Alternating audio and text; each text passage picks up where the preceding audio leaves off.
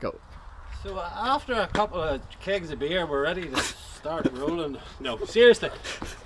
We've got a 22-inch rotary here. This is just a wee quick video just to show you what to do when it turns up in the box. It'll be come up basically 4 parts: handle, hose, and the rotary. So, okay, the first thing to do, I'll already have this greased, and here's one here I've already set up. So this is the way it'll arrive. I'll have it greased. I'll have put some lovely little stainless steel couplings in it for you.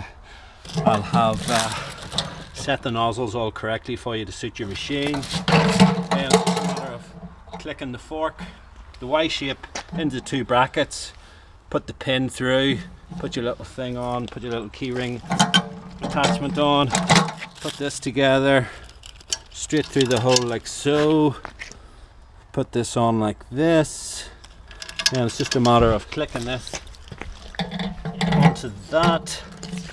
And then you'll need an adjustable wrench just to tighten that on. That's a compression joint now. You won't need PTFE tape or plumber's tape for that. So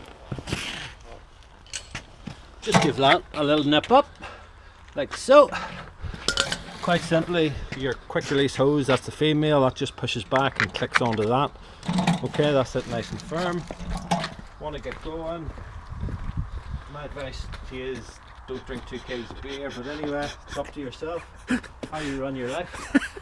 On or off, turn on here.